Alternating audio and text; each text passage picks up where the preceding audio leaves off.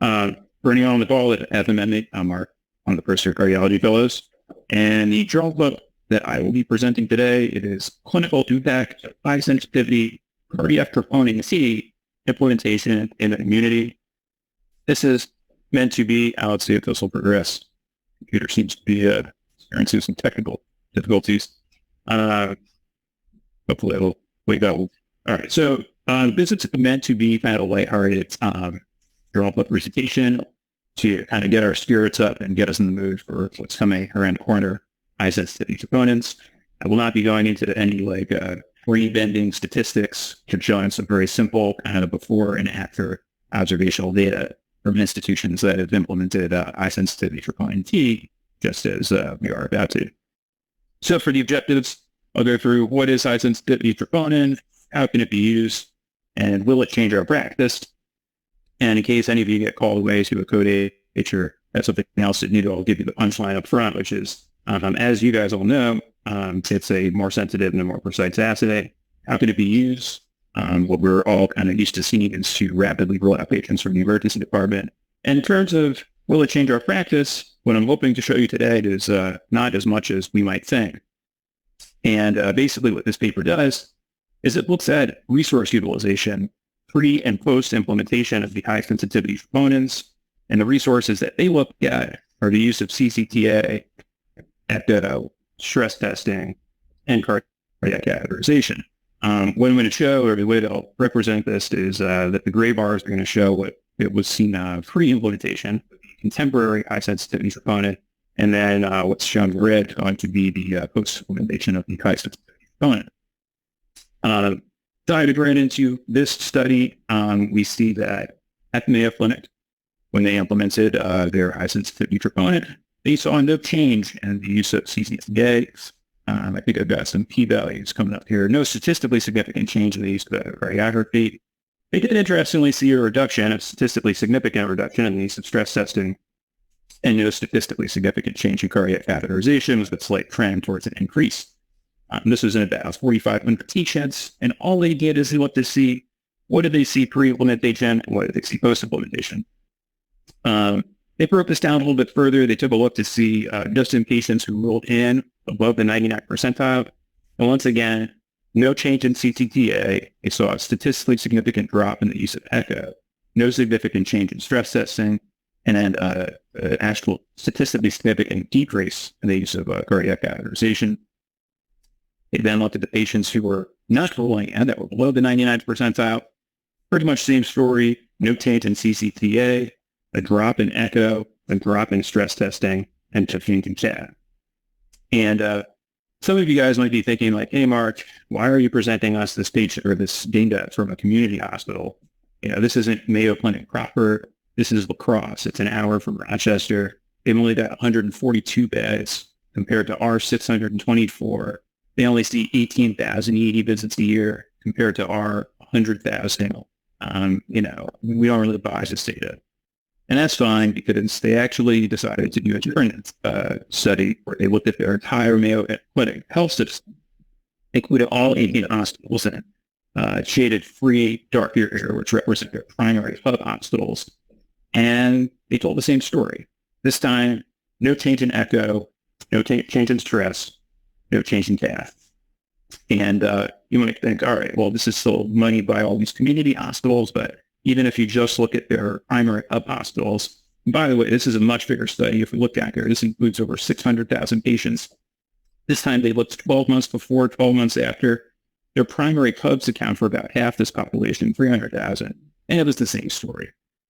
No change in echo, no change in stress, no change in CAT. Now, some of you guys might be thinking like, all right, well, this is Mayo. It's in Minnesota. Do you have any data to show us from some of our friends in the Northeast? And yes, I do. Mass Gen did the same study, pre and post implementation. They saw no change in echo, drop in stress testing, no change in CAT. But the one thing that might interest you about Mass Gen is that they gave one additional resource that is near and dear to our art, which is consolidated dialysis service. And they actually saw a drop in the amount of cardiac consults that Mass did. Now, I noticed we've got Robbie in the audience. He might be thinking, Mark, I don't care what's going on. I don't care what's going on in the Northeast. I'm heading out to Cali. And, before I get to Cali stuff, I'll just show you. For Grammatican, they looked at patients that had chest pain. Same story, didn't change. And then also, here's my EC data. All right, so you see the same thing. They copied Mass Gen. They also looked at consults. They saw no change. No change in consults. No change in Hs-cTn. No change in stress. No change in gas. So it's pretty much the same story across the board, but it doesn't really help. So we see the same thing across our country. The data that they were collecting in Europe all said the same thing. And that's really what I just wanted to sell you guys on today and kind of get your spirits up that, with respect to will it change our practice, hopefully not as much as we might think. And then since that's pretty much all the data I really wanted to address with you guys today, I'll spend the rest of the time just going through what I think most of you guys are already familiar with. But I'll highlight a few other points from this study. I'm just going through what is high sensitivity troponin and how to use it. So, like I said, it's more sensitive, more precise. Here's a little schematic of our actin filament. It's surrounded by a strand of tropomyosin shown here in purple. Bound to that is this complex of troponin made up of T, C, and I. And when the C subunit interacts with calcium, it undergoes a conformational change, exposing some sites where the myosin heads to bind. And for reasons that no one has really been able to work out, there does seem to be this pool of free cytosolic troponins. This accounts for less than 5% of the troponin in our body. The vast majority is bound in a complex form on the tropomyosin. But taking a look, it turns out that not all troponin is created equal. Taking a look at the difference between cardiac and skeletal, it turns out that there is about a 60% sequence difference. The colored region is supposed to show that associated with the cardiac version, and the gray, the skeletal. And we see that whether we're dealing with troponin T or troponin I, there's about 60% sequence difference. So if you were a biotech company trying to create a troponin assay, you would try to get your antibodies to, recognize these cardiac-specific epitopes. And that's exactly what Roche and their competitors have done, both for the T and the I assay. We'll actually also see here that the T is a little bit bigger. It's 288 compared to the 200 amino acids of the I. And that allows the T to weigh in at 35 kilodaltons compared to the I 24. And for sticklers in our bodies, it might look a little bit more like this. But it turns out if you're one of these biotech companies like Roche or Siemens or any of these other guys, you'd like your antibody to bind the entire complex, which I told you guys 95% of it in our body is in this complex form. You also like it to be able to bind the free troponins or even fragments. And it turns out that's exactly what these assays do. They can bind all three versions. It turns out that if you look across the country, about 75% of our colleagues are using the troponin I, and 25% are in our camp over here using the Roche troponin T. And you might think, does it really make a difference? And I'll let you be the judge. If you're an institution that's transitioning from one of the I assays to one of the high sensitivity troponin I assays, and you're trying to figure out how many more patients you'll be detecting with troponins above that 99th percentile that are ruling in, you'll see that there's no change. Anything, you went down a little bit. But if you're like us and transitioning from a contemporary troponin T to a high sensitivity troponin T, we can expect to see an increase in the number of patients that we're capturing above the 99th percentile. And that might seem kind of like counterintuitive. How could it possibly be that if you switch to a high sensitivity troponin assay, that you don't skip on? And the story that I'll sell you on, or try to, is that the 99th percentile is not what's changing. What's changing is the assay. And if we take a look at the assay that we're used to, this 4th gen troponin T, what we're used to seeing in our system, we see in separate data, our troponins being reported at 0.01 nanograms per milliliter. And you might think that if you just did some basic math and tried to convert this to nanograms per liter, which is how high sensitivity assays are reported to us, you just have to move this decimal place over 3 spaces, and it should come out to 10. But it turns out, since this is a less precise assay, it's not really 10 nanograms per liter. It turns out 0.01 nanograms per milliliter, oops, I guess I'm not progressing this on all right, okay, is actually closer to 30 nanograms. per liter. So we're missing all of these patients in this gap here. Now, when we switch to the high sensitivity assay, we will now be having a lower limit of detection well below that 99th percentile, and now capturing this middle region that should highlight in kind of the darker red, which are new patients that we're capturing. Now, in terms of the troponin I assay, turns out it was already pretty sensitive. So that no limit of detection was already pretty close to the 99th percentile. So when they switched to the high sensitivity assay, they're not really capturing any more above the 99th percentile. So that's kind of my explanation of what we see here in terms of institutions that are transitioning. And you might be thinking, well, gosh, if the height assay was already so sensitive, why wasn't it considered to be a high sensitivity troponin? And that just really comes down to this arbitrary definition of high sensitivity troponin. But if you're a biotech company on to market yourself as being high sensitivity, you just have to meet two criteria. You have to be able to detect troponin in 50% of the healthy population, which is exactly what this troponin T assay that we're adopting will do. And the one other thing is you need to have a coefficient of variation that's less than 10%. And that's basically to say that if you got 100 samples at the 99th percentile, 67 of those 100, or 67%, would be within 10% of the mean value. And that's compared to the old assay, where the coefficient of variation only had to be 20%, which is to say that if you got 100 samples at the 99th percentile, 67 of those would only have to be within 20% of that, accurate, actual value. So you might think, does it really make a difference if we're this precise? Do we need this level of precision? And I'll just show you one example from a patient who they drew blood on at the 0, 3, 6, and 9 hours, and they drew that blood with both the old assay and the new assay. Shown in gray is what the trend looked like with the old assay. And it kind of looks like that. It goes up, it comes down, it goes above the 99th percentile, it comes back below. This might be something that we look at and think there's something that keeps going on. But if we look at the same time points with just the high sensitivity assay, we see that actually it's a flat trend that never crossed the threshold of 99th percentile. So, the old assay might actually be having us, consider things that aren't dynamic to be dynamic. So now you might be thinking, all right, well, how is this going to influence our documentation? Where are we going to see? I'll bring you guys back to the Journal Club article that I started with. And with the old assay, what they basically saw was a breakdown like this.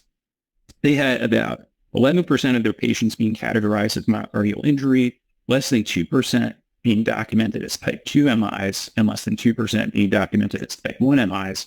And when they switched to the high sensitivity T assay, and they're now capturing this group that's actually coming in above the 99th percentile, the majority of that, increase was being reported as myocardial injury.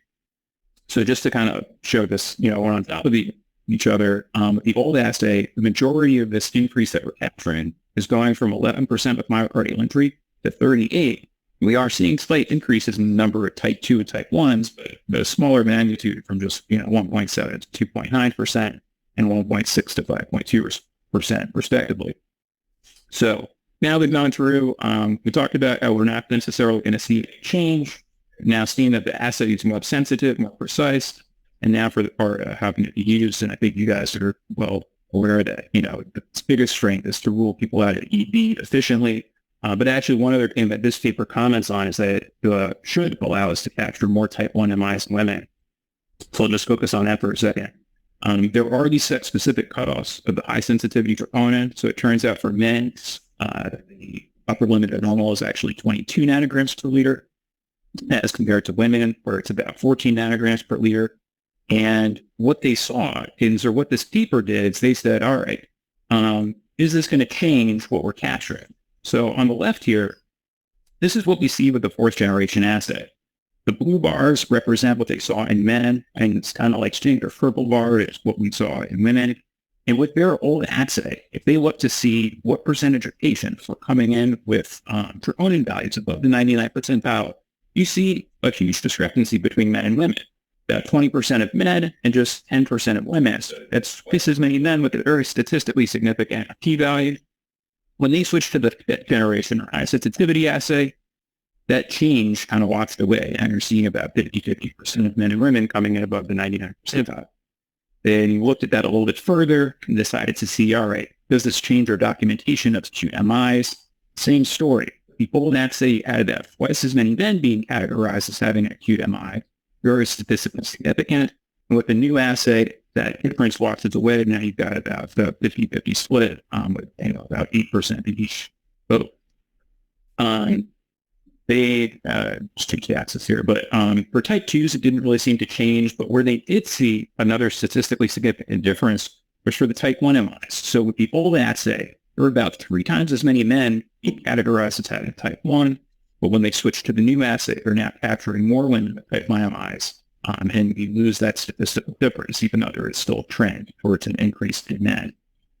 All right, so it can be used to capture more type 1 MIs to women. Now, the part that you guys are well aware of, just rapidly ruling out patients. So in this room, as cardiologists, the way that we tend to look at a positive troponin value over the 99th percentile, that kind of signals to us if it's myocardial injury. Then we look to see if it's a flat troponin representing a chronic myocardial injury or a dynamic increase and decrease that would suggest to us that it's an acute injury. We then try to subcategorize it further based on symptoms and ECG findings to tell us whether it seems to be ischemic or non-ischemic. And if we deem it to be ischemic, we then try to subcategorize it as a type 1 or a type 2 etiology. It turns out this algorithm is a little bit more complicated than what some of our colleagues outside of this room care to think about. So outside of this room, there's really 2 ways of thinking about these troponin values. There's the way that our colleagues think about it, which is, can I send it home? And there's the way that the medicine nerds think about it, which is what IC10 after I apply. There's utility for thinking about it both ways, but I'll start with the ED. And in their defense, they have a hard job. The ED sees over 8 million cases of chest pain annually. We do a little bit fast and try to figure out how that breaks down. It's about 5 to 10% of all ED visits. So, Curate Stoney worked out, they shake out to about 30 visits for chest pain daily. But it turns out here in the U.S., docs are a little bit more liberal with their ordering troponins, and they tend to order troponins on about 20% of the population. So what's an doc to do when they have all the patients coming in with positive troponins? Wouldn't it be nice if there was a way to take this population and automatically slough off half of them and send them home, automatically recognize 20% of them and tell them that they have to come in, and then only use extra brain power to think and do additional testing on the remaining 30% of patients. And that's pretty much exactly what they figured out. So they have these rapid rule out pathways that allow them to rule patients out, rule patients in, and then observe and do some further testing. This is kind of too busy of a slide, so I'm just going to focus your attention to essentially a negative predictive value and the number of missed cases in 1,000. And they've had these rapid rule out algorithms since the early 2010s. ESC, gave a class 1 indication for the 0-1 hour in the 2015 and 2020 guidelines. It allows them to get rid of 50% right off the bat, missing just 8 in 1,000 cases. They came up with a 0-2 hour algorithm that once again allows them to send 60% home right off the bat, missing just 3 in 1,000 cases. Also with the class 1 recommendation in the 2020 guidelines. 0-3 hour allows them to send 65% home. This time you take a hit in your negative predictive value and drop into 98 compared to 99.5%. Now you're missing 20 in 1,000 cases. And for that reason, even though this was the first algorithm that was approved by the ESC in 2011 with the class 1 recommendation, it's since been dropped down to 2A, probably because of this hit to the negative predictive value. And they've kind of refined it, the high stakes pathway that gets that 99, that negative predictive value back up to 99.5, missing just 5 in 1,000 cases. All right, so that's kind of how the ED views the world. How about those medicine nerds? They're still thinking about the ICD-10 codes. And for the rest of us, that kind of translates to these buckets of non-ischemic myocardial injury, type 2 MI, NSTEMI, and STEMI. And then once they kind of figure out what bucket they want to put their patient into, they know that that will end up dictating management. If they decide to pick a bucket to the left of this red line, They know that the treatment is basically going to be to just identify and treat the underlying insult, in which case getting us involved isn't necessarily necessary because we won't necessarily be able to contribute all that much to their, further management. But if they put them in a bucket on the right side of this red line, they know that we can help. We can provide interventional and medical therapy per our MI guidelines. I think cardiology consultation is certainly appropriate. And I think what everyone in this room is probably a little nervous about is how we empower our colleagues outside of this conference room to identify this boundary so that we're not getting sucked over to the left side of this line where, our resources aren't necessarily going to be all that beneficial. And what all of the studies that I showed you today coming from the Mayo Clinic emphasized was adding, strong educational campaigns. And you might be thinking, Mark, that's not fair. This is coming from the Mayo Clinic. And, at Mayo, they probably have an army of AX algorithms that tell them when there's ischemia based on subtle ECG findings that humans can't perceive. And I can neither confirm or deny that, but I'll come back to this point in a little bit. But for us here at Stony Brook, in the absence of having these AI algorithms, I think what we can try to focus on is just, having our colleagues take strong clinical histories and a little bit of ECG 101. But one other thing that I think we can do is remind people that there are other reasons to have elevations in troponins, specifically these non-ischemic myocardial injury mechanisms. One of the ones that I think we're particularly used to seeing is, patients with kidney disease, whether it's CKD, ESRD. And I think a lot of the times we kind of chalk it up to having poor renal clearance. But it turns out that's kind of a controversial topic. And depending on who you talk to, some people say that a bigger component is actually this microblebbing, in which that cytosolic pool that I showed you earlier kind of leaks into these microblebs that break off into the circulation. And these microblebs have been appreciated going back to the 1980s, seeing ultron micrographs, where they saw these little blebs breaking off. One other component that people have talked about is just having any kind of state of stress that can cause these reactive oxidesthesia that can lead to some increased permeability of the cardiac myocyte, also allowing these free troponins and remnants to kind of leak out into our circulation. One particularly poignant example of this is if you take a look at 11-year-olds playing soccer, it turns out before the match, pretty much all of them will have troponin values below the 99th percentile. But after just 1 hour of gameplay, their troponin values will increase such that 70% of them will be above the 99th percentile, with 20% of them being flagged by our system as having critical values. And I don't think anyone in this room would think that these 11-year-olds playing soccer are having myocardial ischemia. So that's pretty much it. So we talked about that, the high sensitivity troponins are more sensitive, more precise. We talked about how they can be used to rapidly rule patients out of the emergency department, but also if you're a woman to, catch more type 1 MIs. And in terms of changing our brackets, we saw that hopefully not as much as we think. It doesn't seem to increase resource utilization with either imaging or consultation. And before I close out, I figured I would just mention 3 inconvenient truths pertaining to defining myocardial injury, identifying ischemia, and educating the masses. So starting with the first one, I said that all we have to do in order to protect ourselves from kind of over-consultation is to help people figure out whether there's ischemia based on getting a strong clinical history. So let's just take a look at how that plays out in real life. Here's a review article from Jack from 2019, titled Type 2 Myocardial Infarction, the Jack review topic of the week. And looking at some of their commentary from this article, they say, regarding the care for patients with type 2 MI, a major barrier is the absence of a uniform definition that can be operationalized reproducibly. They go on to further say that as difficult as it is to distinguish a type 1 MI from type 2 MI, it's also difficult to distinguish a type 2 MI from myocardial injury, with trained adjudicators having agreement rates of only 64%.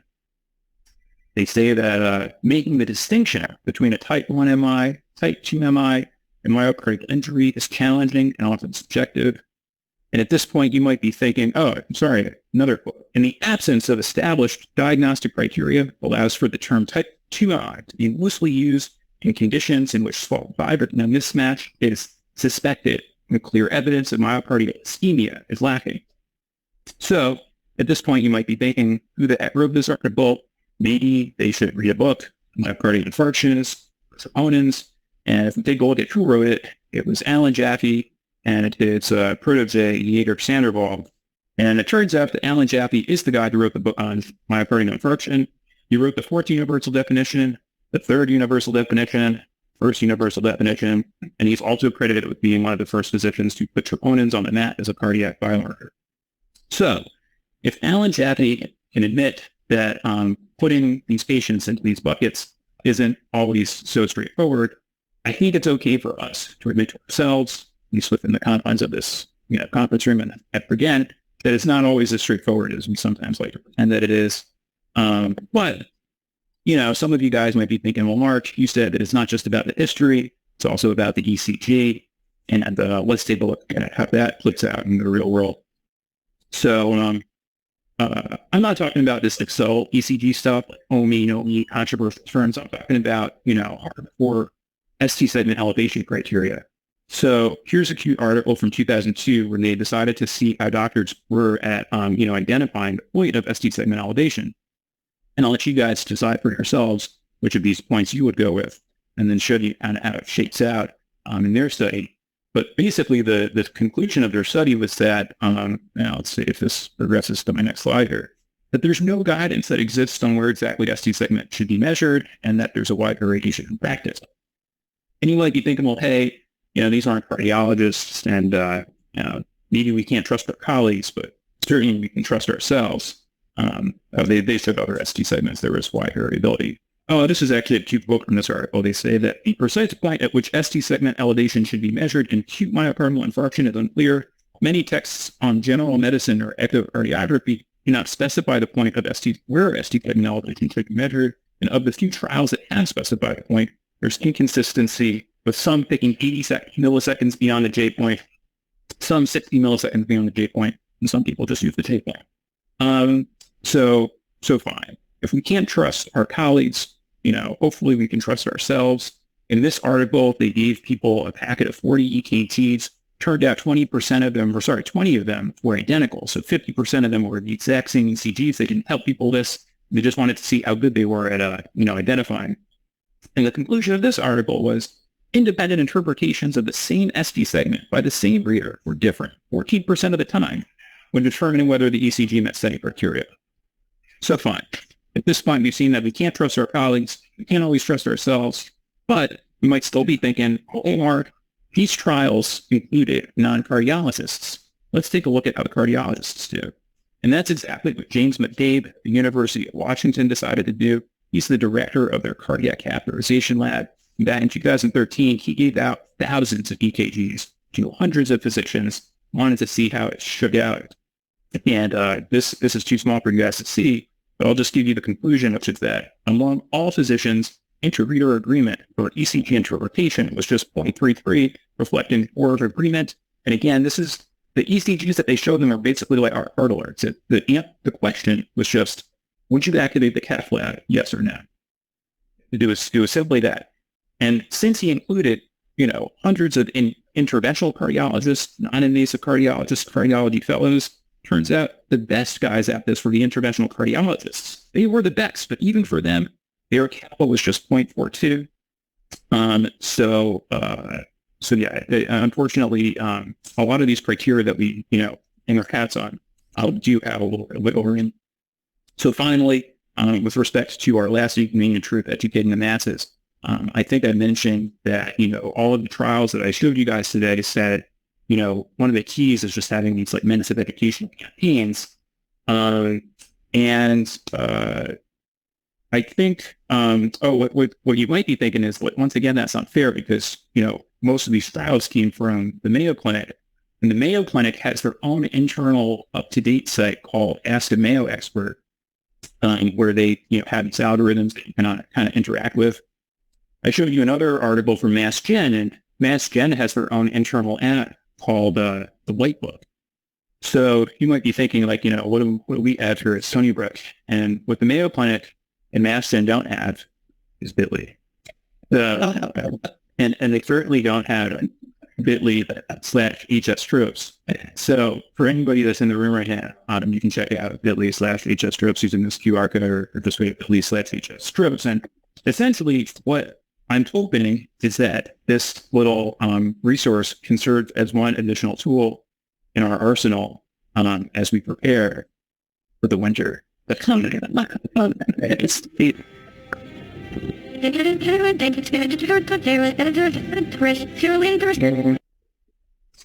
it's what I'm going to take.